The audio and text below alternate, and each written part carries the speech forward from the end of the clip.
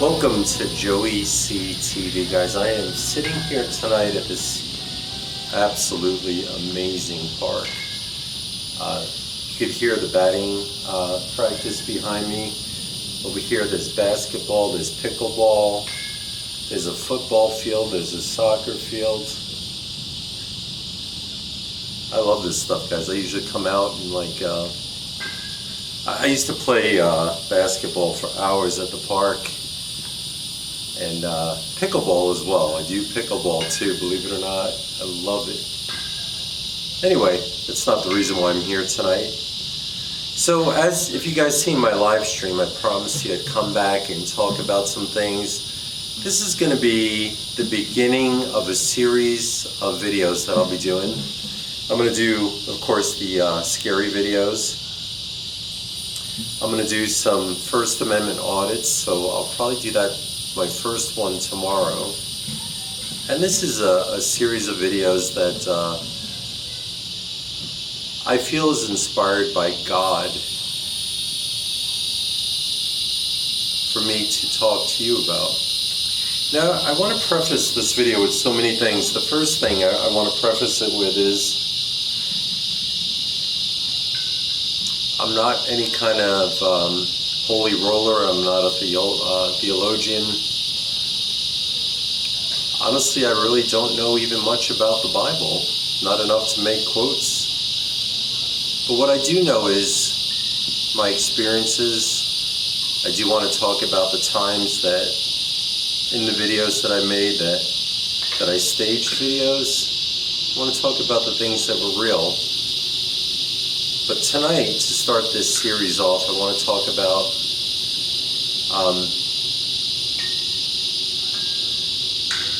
what I feel is the reason why God instilled in me to talk about this with you. Maybe it'll help you, maybe not, but if it helps one person, then it was worth it, you know? So the best way I could start this talk is go back to my childhood, and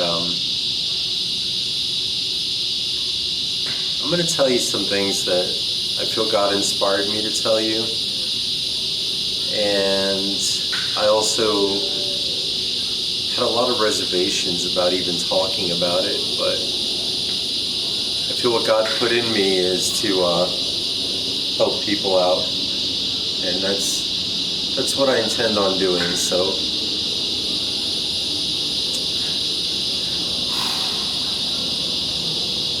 when I was a little boy, and I don't even know how old I was, but I used to have dreams in my head that I was like an angel, and I was flying around in heaven, and my sister was with me too. She was also an angel, and I used to have in my head this dream that God sent us back to earth to redo it, like we were cast out type thing. Kid you not, guys, like, I don't even know why a kid would have such a dream. But I would have that consecutively over and over, that same dream. And really was troubling as a kid, you know? I didn't even, because it seemed so real, and I didn't want to really tell anybody about it. Anyway, when I was a kid, I remember going to my grandmother's house, and she lived in the Bronx, and she had an old farmhouse. Like, I don't know if a lot of you know this, but one time back in 1800s, maybe the Bronx was like a farmland, and anyway, she had this old 4-story kind of home, I guess, basement, first floor, second floor, and then a full attic. Anyway, I remember hearing a little girl always coming up and talking in my ear when I was at that house. As a little boy. Nothing malicious, just, hey, who are you, and things like that. And I remember in my head thinking, man, this is crazy. Like didn't want to tell anybody. And I remember a family member, not in my nuclear family, but a family member when I was a kid used to watch us, me and my sisters, and my brother was just an infant at that time. And I remember her taking locks of my hair and saying, "Don't tell your mom," you know, and I never did. And my mom used to grow her fingernails long, and she used to keep them in a little jewelry box looking thing in the bathroom, and my aunt would go in there and steal some of her nails and say, "Shh, don't tell your mom." And I remember shortly after that, at that same time in my life, I used to hear a voice in my head cursing God constantly. F God, F God, you know, anything negative about God. And the horrible dreams that used to come with that, you know, it's pretty rough, guys. It was really a rough time. And it wasn't until later on in life that I found out from my sister, my oldest sister, that she told me the same thing about my aunt cutting her hair, and she also would hear that same voice over and over, like cursing God. And I would have some horrible dreams in that house, and I always thought I heard whispers, and I always thought I heard my name being called. Now this is not my grandmother's house, this is my house on Long Island. I would hear all these voices, and anyway, there's a reason why I'm doing this precursor to the videos. And I'm not going to really, there's some things I'll talk about, some things I won't, but what's relevant to this story I'll tell you. And again, I feel God put in my heart to help, not only help me be saved, but help hopefully somebody else to be saved, or to give you guys a different perspective maybe. Like I said, I'm not trying to preach to anybody, I'm not trying to change your opinion, I'm simply giving facts from my life that maybe can help you.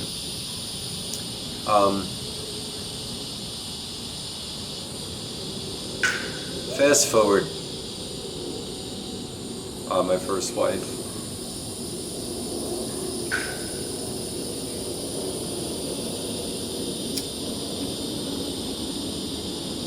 And this is a precursor to the videos, so this is why I'm going there. My first wife, when her and I met, she really was the love of my life, guys. Absolute love of my life. And we moved from New York together to Florida and started a family, and our ideals were very different than they turned out to be later on, you know. I always wanted to be a writer, and somehow I always knew that I'd be talking to people and be somewhat of a known person. I just knew it all my life. And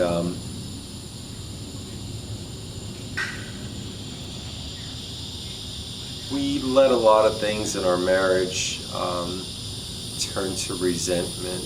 We made ourselves financially pretty successful.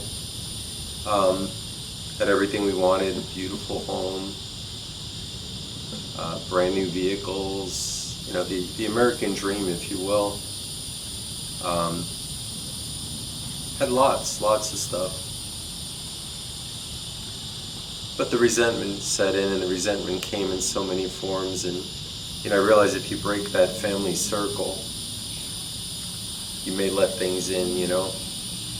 And the real truth is that when you leave the door open, sometimes things come in. And what I mean by that is when I forgot about God in my life, when I made things about me,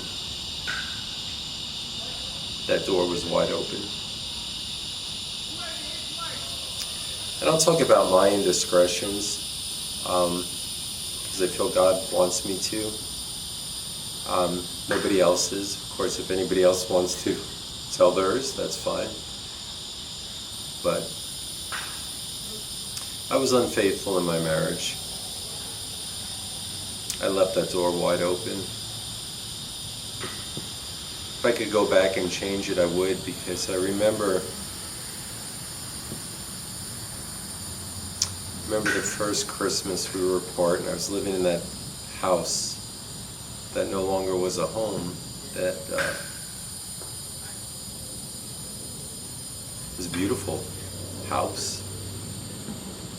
But my kids weren't with me every day, and I remember Christmas being alone. I remember walking, I had this big shed in the backyard, and I walked out to that big shed and I sat there in that shed, and I thought, maybe there wasn't any hope for me to move forward in my life at all.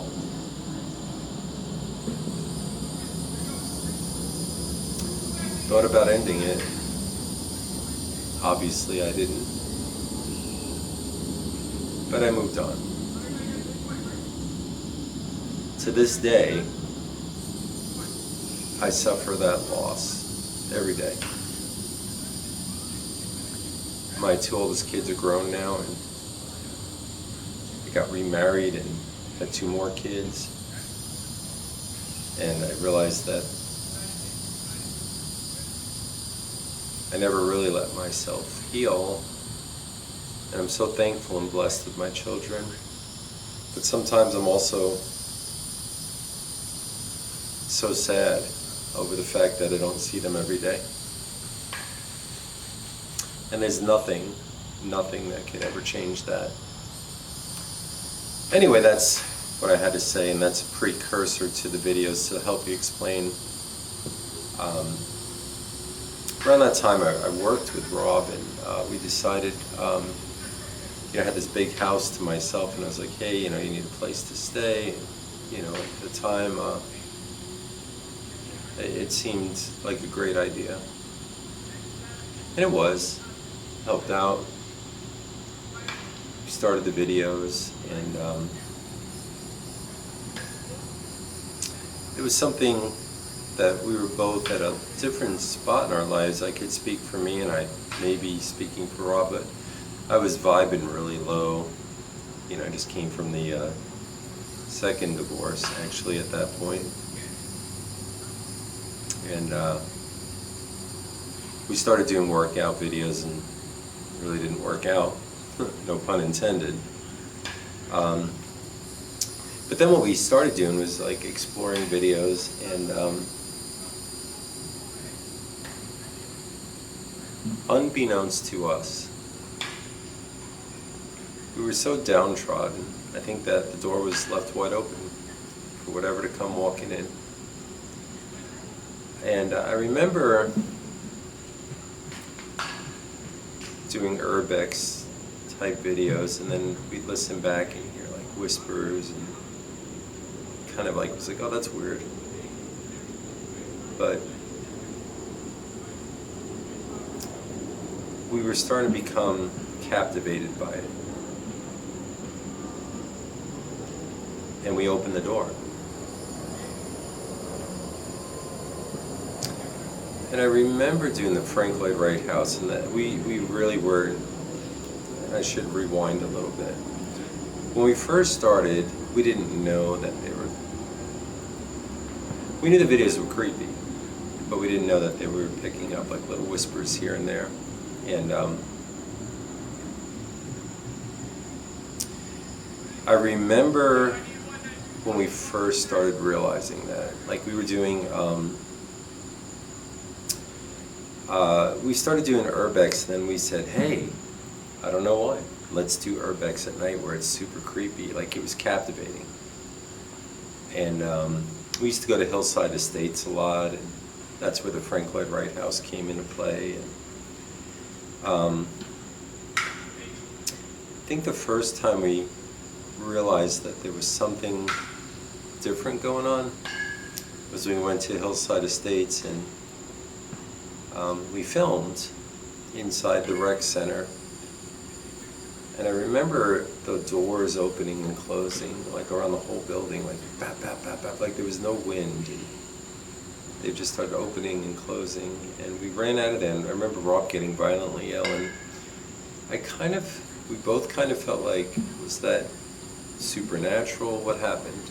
And I think the trick is that you get mesmerized and you don't even think about the consequence. You don't think about what you're really getting involved with. And the next time we went to Hillside Estates, we went back to the rec center with this girl. I think she went by the name of like Cookie or Muffin or something like that, I forget. And we took her to the Hillside Estates rec center. And while we're in there, we played the video back after we left, and I was walking down the hall and I said, hey, this place is so moldy, and there's a disembodied voice, like an intelligent response, full sentences, is like, breathe it in, breathe it all in, and starts wheezing as I'm walking down the hallway. And I remember playing that back to Rob when we were editing, and I'm like, this is the weirdest thing. But at that point, we were already caught in the devil's bargain. We were in deep. We didn't even know it. Had no idea. And then we went to the Frank Lloyd Wright house, and I remember we cursed the whole time at the Frank Lloyd Wright house. Like, especially me. It was like a big curse video. And I was starting to lose perspective on me, I guess. And I remember we picked up a couple of disembodied voices in there. Like, one said, I am Sam. Another said, I'm Bobby. And said, you shit. And that was before we staged any videos. That was before any of that. And the next thing we did was we went to, we found an abandoned church, like a New Age church. Had a big, you guys may remember, it had a big picture on the wall with a saying, we are the burning ones.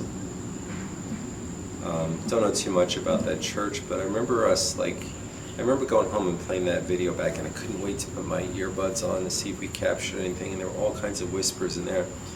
And I can honestly say that's probably the first time I felt it inside an abandoned place, that there was something else there besides us. And shortly thereafter, we really went for a ride.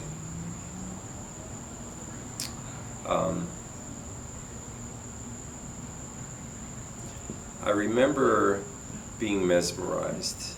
I remember all the lies that were in it. In other words, lying to myself. Oh, this is cool, I can handle this.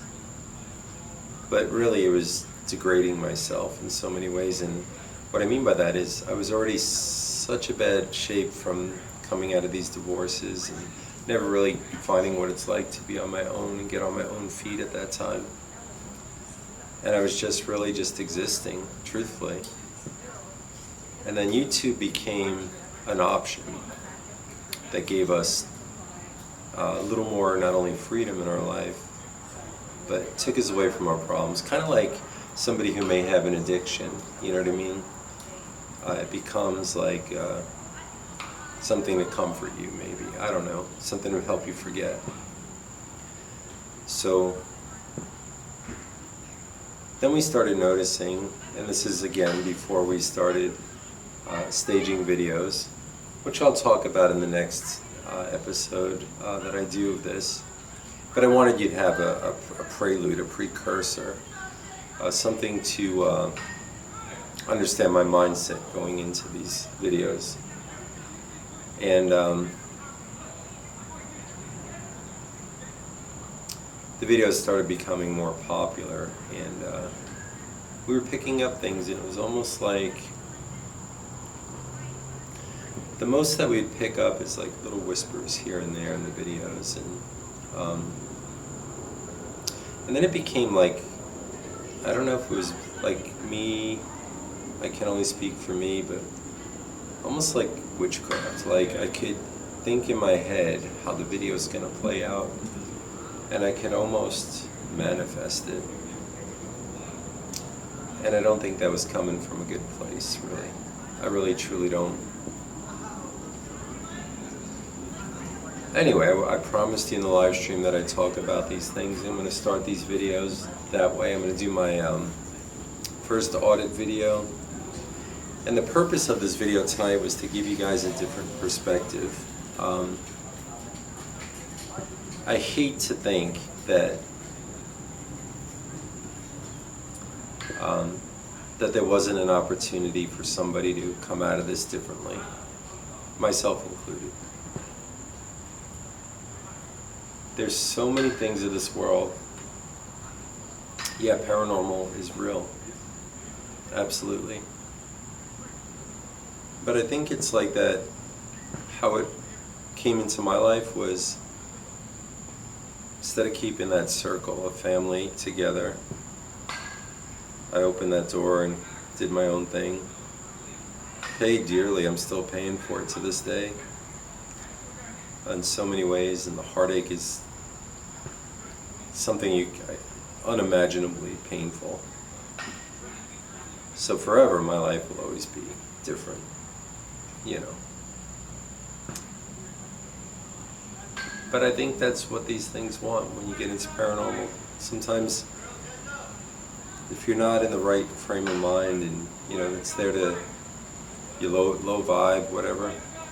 And some people may have different opinions, and I'm totally not trying to force anybody to have the same opinion as me. I'm simply just stating my experience, what I determined, and I think and I believe in my heart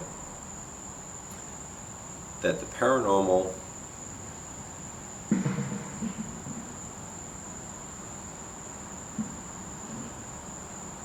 could be messing with something you don't want to mess with. Something that's like euphoric initially, but the end result could potentially be something you don't want to bargain with. Anyway, that being said, this is part one. I hope you guys enjoy this talk. There's so much I have to talk about. You can't really cram it all on one video. But anyway, I hope you guys have a beautiful, beautiful, amazing night. I thank you, God, for giving me this opportunity to set my soul free. And I hope this video finds everybody in love and happiness. Welcome, everybody. This is a brand new type of video. Of course, as soon as I turn on my phone to record, there's a fire engine riding by. Of course, why wouldn't there be? Anyway, this is my first shot as a First Amendment audit. Today I'm at the beautiful, beautiful post office here in Winter Springs, Florida. And why I say this is beautiful, look at all these trees around this place. It's just amazing. Absolutely amazing. Beautiful post office.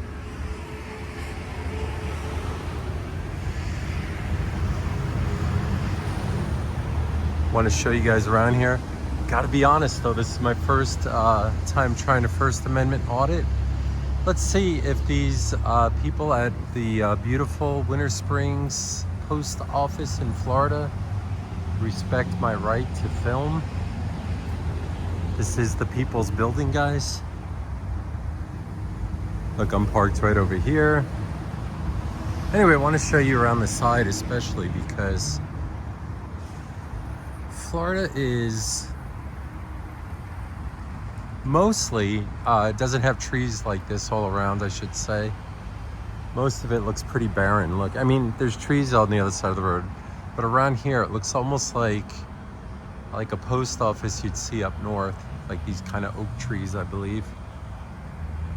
Anyway, this is the post office. I still got to get my what do you call it, out of the car. I got to get my wallet because I may buy a stamp while I'm here. Anyway, I'll show you around this place. Pretty cool. I'm also gonna like film possibly a dispensary as well. I may do that. Of course, I got to stay out of the way of traffic here. And look at this, it's crazy. Look, they should fix the parking lot. My God, that's terrible. Look at that. Wow.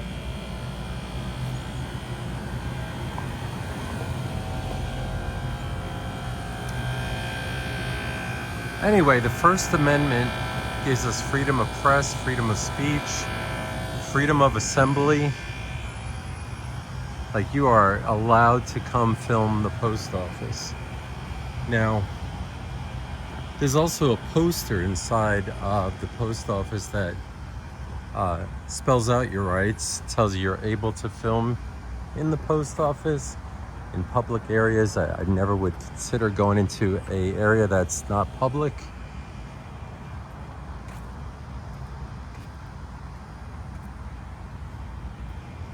Anyway, I got to get my wallet out of the car.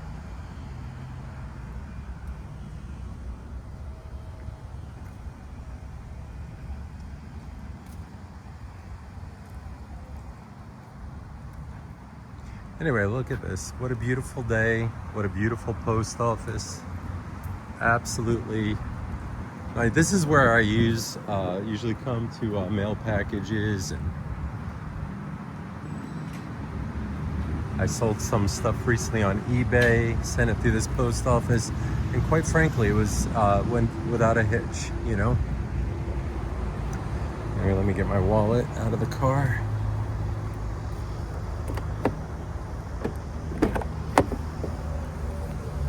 So of course we're gonna make sure that we have our rights protected.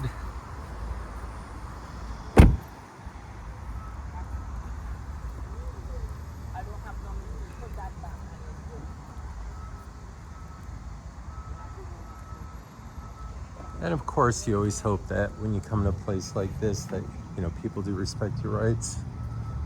That's the whole idea of this. I have to tie my shoe.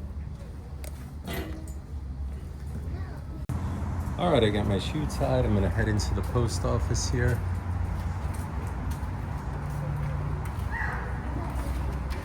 All right, thank you so much, appreciate it. Now this post office is big, look at this. I used to, well, Rob and I used to have on our Urban Ghost channel a P.O. box. I may get one again. I may actually inquire about getting another one because so many people ask about it and want to send, you know, notes, gifts, and, you know, stuff like that.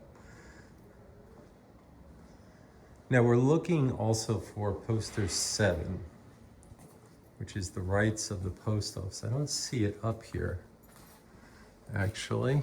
Let's see.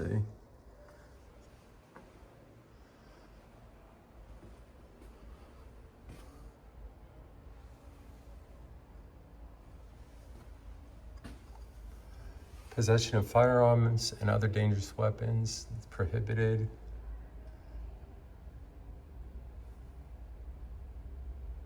Yep, well, we don't have any firearms, so we're good there. Anyway, what a beautiful post office, right? And I think these people here are gonna respect our rights. Let's see what happens. Let's see if we could also first find poster 7, which may be up on this board.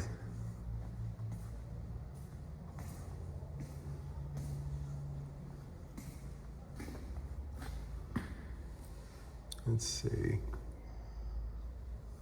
Here, I think this is poster 7. Photography, here we go. See if I can get that blown up here for you.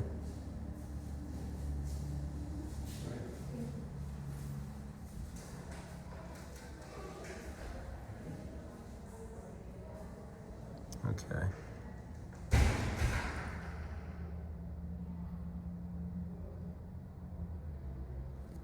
Let's see, is this poster 7, rules and regulations?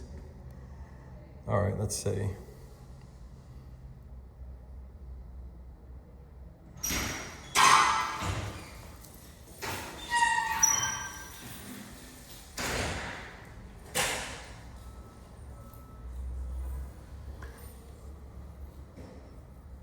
Oh yeah, photographer for news. So as I'm in here, I am actually a journalist taking photos. There was poster 7, which explicitly gives me the right to be here to film. And of course, we're gonna film in here. Hours of service, Monday through Friday, 9 a.m. to 5 p.m. Oh, excuse me. Nope, you're okay. Thank you so much.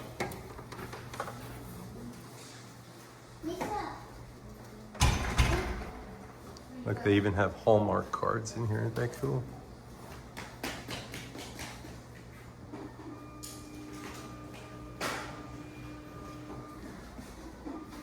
Gifts on the go. McDonald's gift card. Yuck.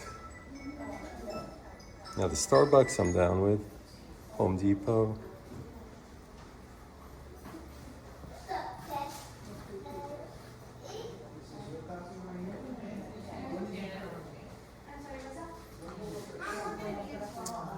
So I find like going to UPS maybe a little bit better for these types of boxes, because I know the post office can be very, very expensive.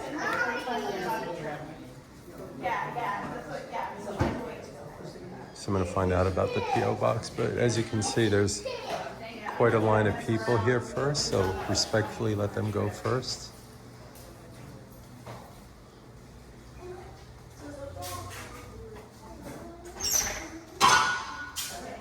Boy, the post office sure has a lot of cool stuff, though. Like, if you want to mail something. Thank you. Thank you, thank you.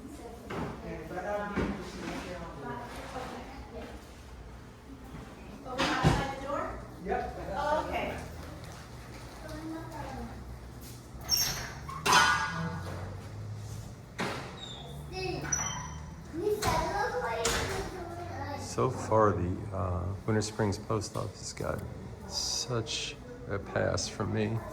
Nobody's mentioned anything. It's wonderful.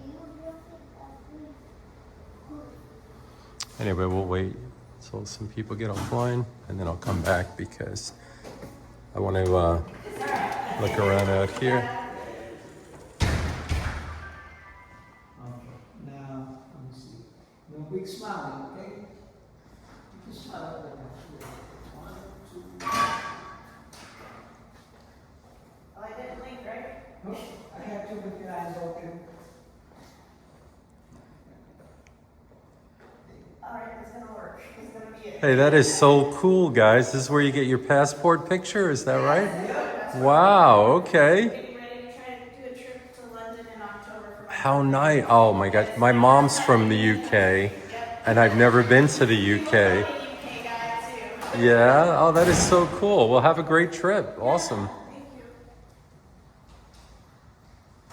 you. Hello.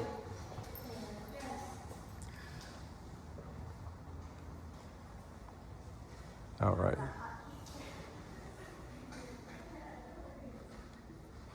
Anyway, I got to give my hats off to the Winter Springs Post Office. Nobody said anything negative, like get out, no filming here. I mean, I'm not here to give anybody a hard time. Like, you know, if somebody's filmed and they're in a public spot, it's unfortunate. I'm not here to film just people walking around. That's not it.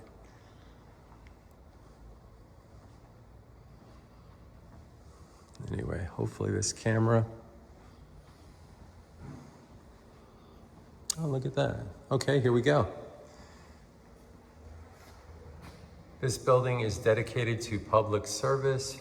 1990, George Bush, President of the United States. Anthony M. Frank, Postmaster General. That's right, it is for the service of the American people.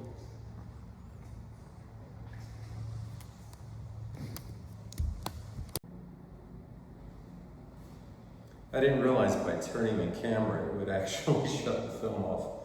Anyway, I'm taking these videos in a different direction. Not always, I'm still gonna do scary videos, but I think this is such an important thing to protect our freedom of speech, freedom of press. And it's a little nerve-wracking. I'm doing my first First Amendment audit, and you have the freedom of speech, freedom of press. You can come film public places. And so far, I've been in here filming, and I gotta say that the Winter Springs Post Office so far has not said anything about me filming here. As a matter of fact, most people have been really pleasant, smiling that I could see thus far. So anyway, that's what we're doing here today. And hope you guys enjoy this video. In peace. All right, I'm still waiting to get in there, and I really don't want to just be standing in there filming aimlessly, but I guess I might. It's so, these videos can be so tricky. All right. Take two, guys, huh? Look at this, man. So this is where they do the passport pictures. Looks really interesting. I'll come back in here, wait around for a bit. Look at all the stuff they got.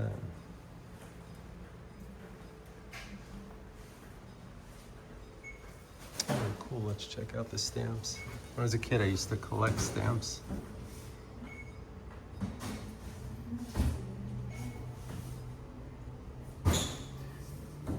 I had like a stamp book, and I wound up getting a coin book at one time. Oh, SpongeBob. Thank you. How much do you take? Pretty cool. This is where you can get all your packing supplies as well. And of course, we're being filmed as well. No, first time. Yeah. So I'll inquire later, I suppose.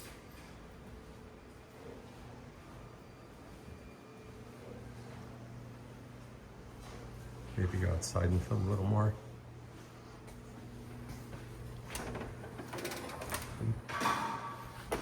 You're welcome. Hello, thank you. All right, so they're not really saying anything. I could always inquire about my P.O. box. But anyway, you could see what a beautiful day it is. And Winter Springs Post Office, I mean, guys, you did a great job. Nobody said anything to me. I've seen these videos before where people go berserk over your filming in public, but you have a right to film in public, so I may go somewhere else and film, come back another day and ask about that P.O. box. Anyway, guys, hope you enjoyed this first attempt at a First Amendment audit. Man, it's really hot. That's one thing that's a fact. Absolutely really hot today. Anyway, let's try somewhere else. Love and peace.